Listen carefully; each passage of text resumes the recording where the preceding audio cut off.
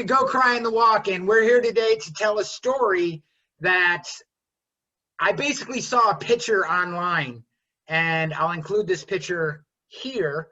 And I needed to hear the story. This came out from a friend of mine, and I know both of the guys in the picture. I've known them. Literally, Johnny was one of the first people I met when I moved to town. And I had to know the full story. So I invited him to tell the story. And then I thought, well, maybe I need to get both sides of the story. So we're going to let Johnny start it off. And we're going to learn what happened when Peter Griffin got drunk at the pub. Johnny, take it away, my friend. Thank you, sir. Hello, everyone. Just to give you a little background of the situation, the person that you're going to see in this photo was a well-liked guy. You know, he was he was the guy that everyone liked to have in your bar. You know, give me a second here. So there were a group of guys that were called Merchant Marines who would come into our bar every now and then. The group would change, you know, throughout a period of time. And this particular guy would come in, his drink of choice would be a double vodka diet and a Heineken Light on the side. And that's a professional drink. And this guy would come in, probably have 8 rounds on any given night and walk out of there just fine. And these guys, you know, they would never drive. So they would always get a cab. So Arleigh and I, or whoever was bartending, we really didn't have a problem letting them tie one on. You know, it was just one of those situations. We trusted them and all that. This particular night, said individual, Peter, as we'll call him, this is like Dragnet. Remember, how did it go? The stories you're about to hear are true. The names have been changed to protect the innocent. So we'll call this guy Peter Griffin, because as you can see, he has the same stature. He was even from Massachusetts. So that makes it even better. And he laughed just like him. Well, really, the only difference was the glasses. Yeah. So, anyway, back to this night. He comes in, and nothing's really different that we can see on the surface. And at the end of the night, he had 4 rounds, so it was probably half to what he would normally have. It was a slower night, so I had cut Arleigh, and he was next door at the mill with some of our other employees, and I was closing the bar down by myself. Didn't get a lot of cleaning done, as you can see from the picture, but, you know, everyone had left the bar. So when Arleigh and Jamie had come back to help me clean, I noticed on the computer that Peter had left without paying his tab. And you know, always pay your fucking tab. But in this situation, He's specifically speaking to me. No, you were always pretty good. You just bitch when we'd run out of Heineken Light. Michelob Light. Michelob Light. I'm sorry. Yeah. So anyway, we knew we were going to see this guy again, so we were just going to hang his tab. And, you know, he's the kind of guy who'd come in the next day, pay it, and tip us extra. He was just a great guy. So, you know, we start cleaning, and, you know, we just assumed he had left. And all of a sudden, I hear out of the corner of my ear, Arleigh say, "Johnny." And I look over, and he's standing at the men's bathroom door, just looking in there with this look of bewilderment. And I got to tell you, I expected to see another pair of shitty underwear on the floor. But, so I'm like, "What the hell are you looking at?" And he says, "You just come here." I think I heard a voice. I think he was like calling for help or something, and I knew. I don't know why you opened the door, but I know once you did, you didn't know what to say.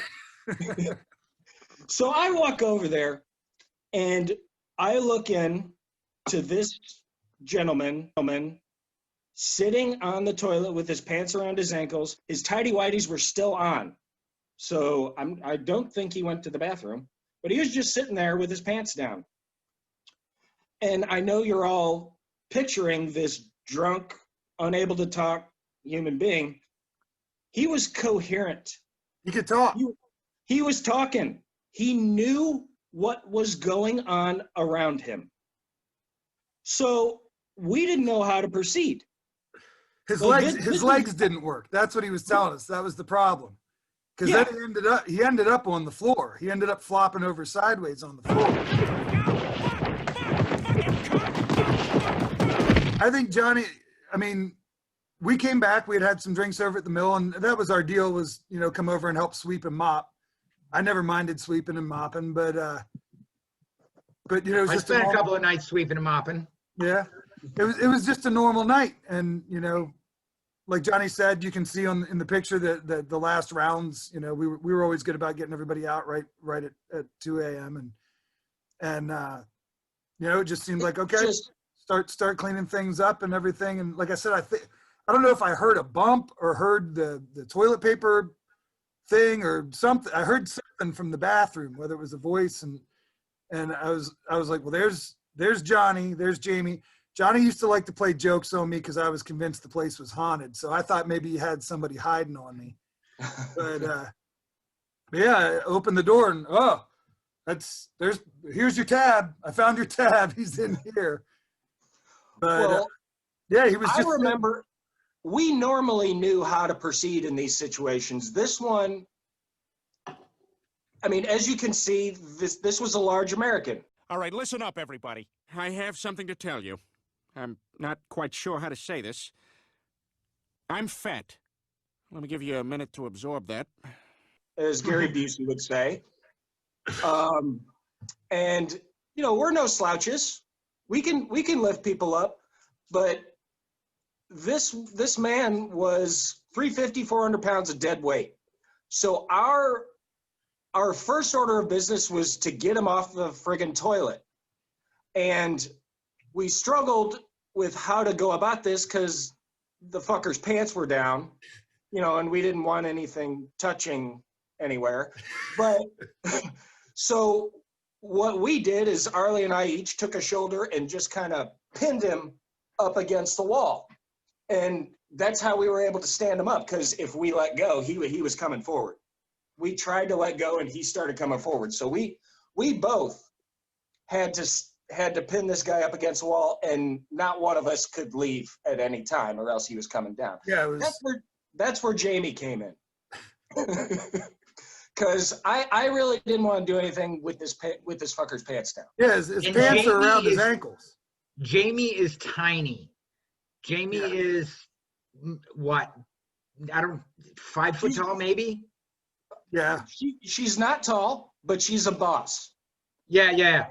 If you were to ask her opinion of this night, she would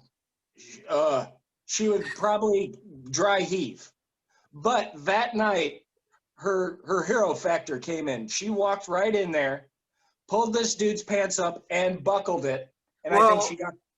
She was trying. She had the pants, and she was trying. And I looked down because, like Johnny said, we both had him pinned. We couldn't move. And I looked down, and she's doing this. I said, Jamie, you can't. You're not going to get him. You're not going to get him buttoned around his belly. You got to go under his gut. Nice. Like, oh no. He had a Dunlop.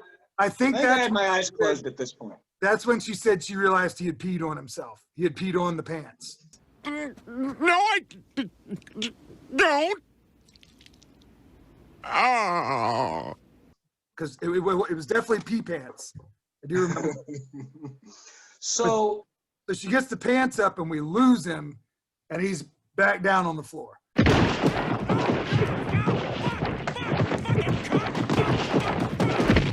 Well, yeah. Once we tried to move him forward, that's because his legs weren't going in front of each other. You know, we were basically dragging him. So we lost him. So this guy, half his body's still in the bathroom, and then the other half is laying out, and we couldn't close the door. Arleigh tried. Bunch of times. Just kept hitting his head. Yeah. Oops. Well, the thing is we finally drug him out to like the area you'll see from the security footage. And that's when we realized, we got to stand this guy up. We find a way to stand this guy up, because dragging him out of the bar, that was Well, and it was so uncharacteristic because his buddies had split. Those guys were thick as thieves. They came as a group, left as a group. So that's what we couldn't figure out is why did these guys ditch him? Because he was there with the other shipyard. Excuse me. We had no one to call. We had no one to call. We didn't know who to call. So we were just going to, I don't know what we were thinking. Because we would have had to, what were we going to do? What were we going to do? Put him in a cab and say, hey, go to the shipyard, have a nice night? Yeah. Yeah. Well, we weren't thinking that far ahead at this point. So once we got him kind of out to the area, we tried to, stand him up. And this took a few efforts. I think I volunteered to take the front, and I graciously offered Arleigh the rear.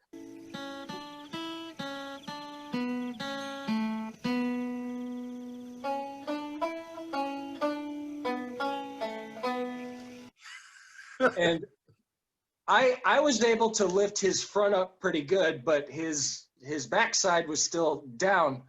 Arleigh, I remember you had to get the little stool and prop it up under his ass. Yeah. You used it as a wedge so that you could get some leverage. And I think that's right about the time that you'll see the snapshot. He'd kicked the stool away, and there we are, looking like we're double teaming this guy.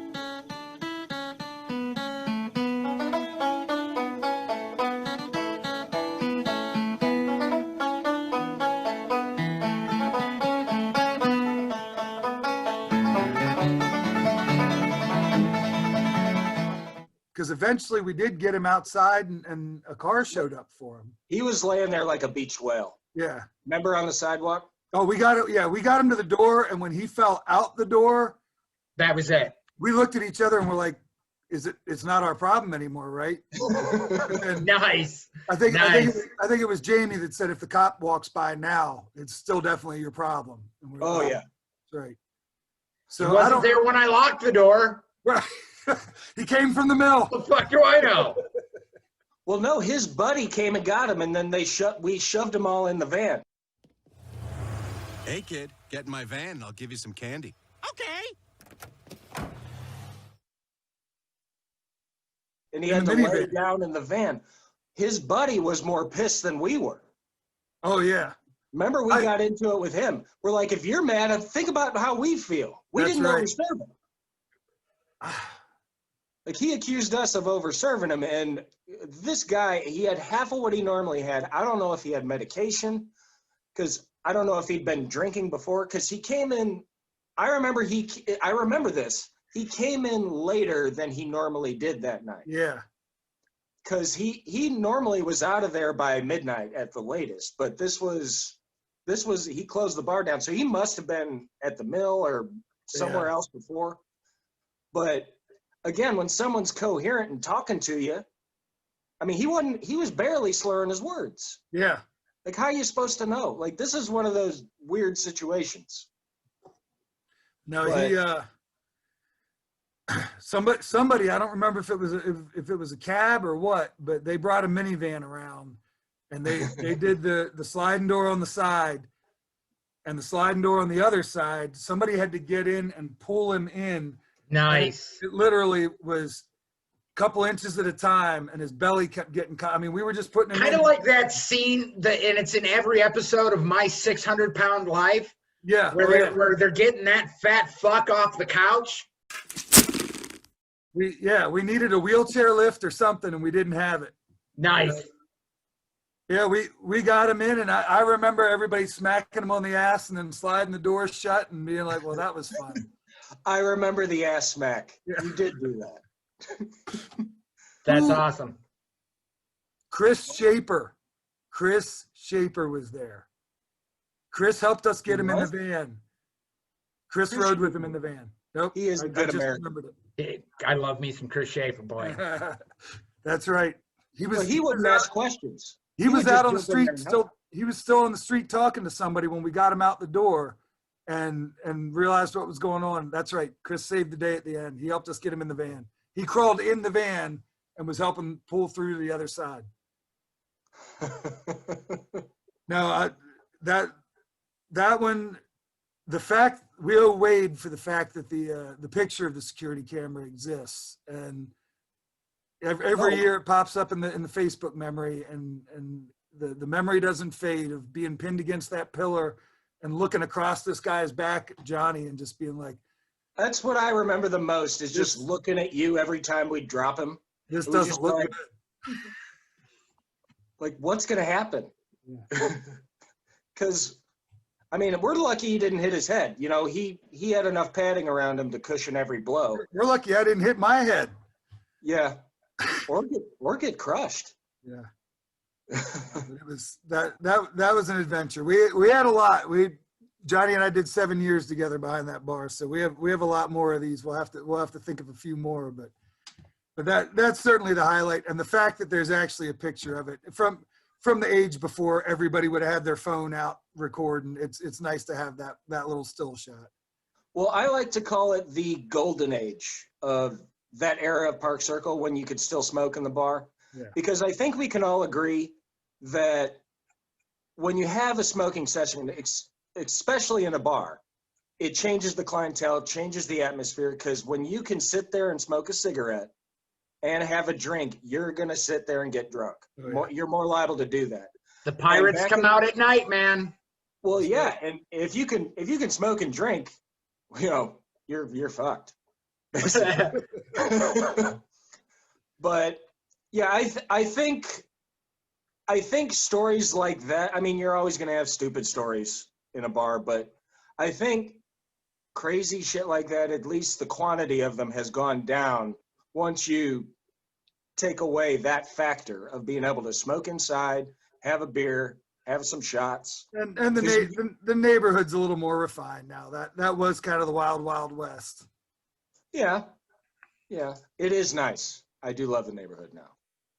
But I love the golden age. Like we wouldn't have stories like this to tell if it wasn't for the golden age. And by golden age, I'm not saying it was a better time. It's just the smoking time when you could smoke and drink. Right. Well, guys, thank you so much for telling the story. I hope everybody enjoys it. Johnny, thank you so much. Arleigh, thanks again. I hope you liked their story. If you don't, go cry in the walk-in. Yeah, fuck off. I hope you enjoyed this video, and don't forget my Facebook page is Go Cry in the Walk-In. Please subscribe, please share, please like, and again, if there's anything that you want to tell, let me know. I'll talk to you soon.